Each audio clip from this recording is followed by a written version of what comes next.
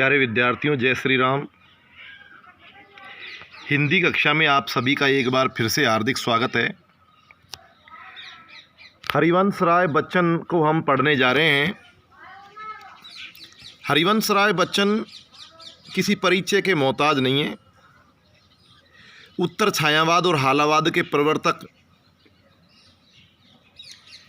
हरिवंश राय बच्चन हिंदी साहित्य का एक स्वर्णिम अध्याय है। इनकी कृतियाँ आज भी हमें हिंदी की विभिन्न फिल्मों में नज़र आती हैं। हालावाद एक ऐसा दर्शन है जिसमें कवि प्रेम और रोमानियत की बातें करता है। इनके जीवन पर फारसी कवि उमर खय्याम का बड़ा प्रभाव रहा है। जीवन परिचय में दूसरी पोस्ट में कर चुका हूँ। अब हम आत्म परिचय जो इनकी कविता है उसके बारे में आते हैं। भाषा इनकी सरल हिंदी है यहाँ और शैली आत्म परिचयात्मक है, भाव विभोर कर देने वाली है।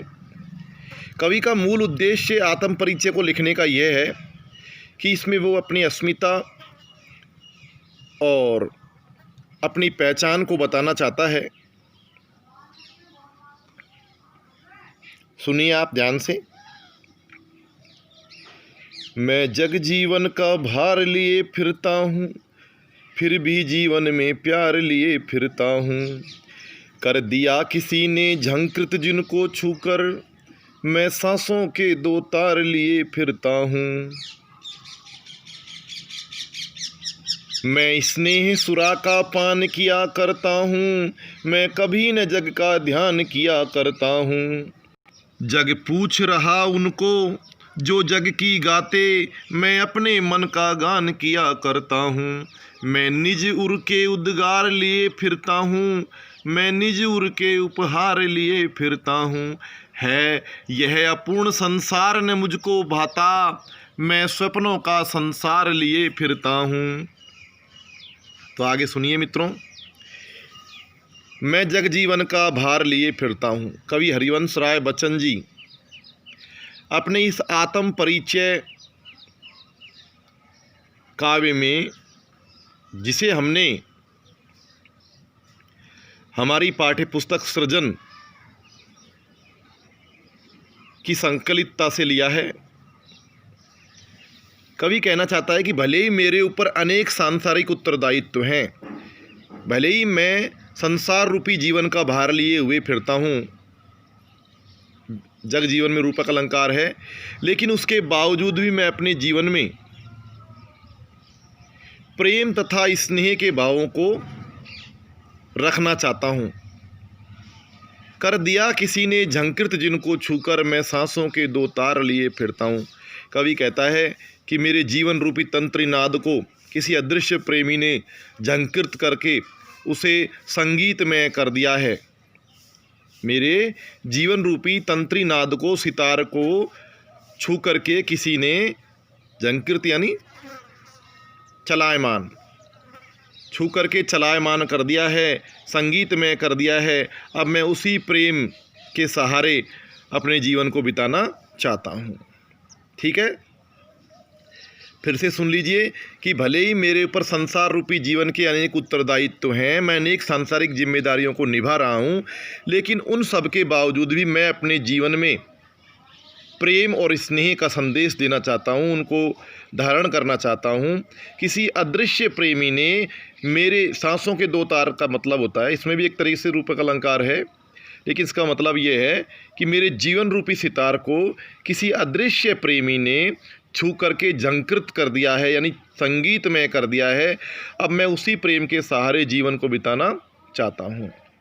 अगली पंक्तियों में कहता है कि मैं स्नेह सुरा का पान किया करता हूँ। कवि कहता है कि मैं तो हमेशा प्रेम रूपी मदिरा का रसपान करता रहता हूँ, प्रेम को ही धारण करता हूँ। मैं कभी न जग का ध्यान किया करता हूँ, लेकिन उसके बावजूद भी वो कहता है कि मैं कभी संसार का ध्यान नहीं करता हूँ। एक तरीके से विरोधाभास अलंकार है, मैं कभी न जग का ध्यान किया करता हूँ, कि मैं सांसारिक जीवन पर ध्यान नहीं देता हूँ। इसका तात्पर्य मित्रों केवल इतना ही है कि संसार में जो क्रियाकलाप हो रहे हैं मैं उनकी तरफ ध्यान नहीं करता, मैं तो केवल अपना जो कार्य है उसको करता रहता हूँ। अगली पंक्तियों में कह रहा है, जग पूछ रहा उनको जो जग की गाते, कि इस दुनिया की एक रीत है। यह संसार केवल उन्हीं कवियों को महत्व देता है जो संसार के लोगों की हाँ में हाँ मिलाते हैं। जग की गाना एक मुहावरा है, यानी हाँ में हाँ मिलाना। कवि कहता है कि मैं अपने मन का गान किया करता हूँ, लेकिन मेरी विशेषता तो ये है, मेरी तो यह धारणा है कि मैं तो हमेशा अपने मन की ही गाता हूँ, यानी मैं केवल स्वांत सुखाय रचना करता हूँ, अन्य कवियों की भांति परांत सुखाय रचना नहीं करता हूँ।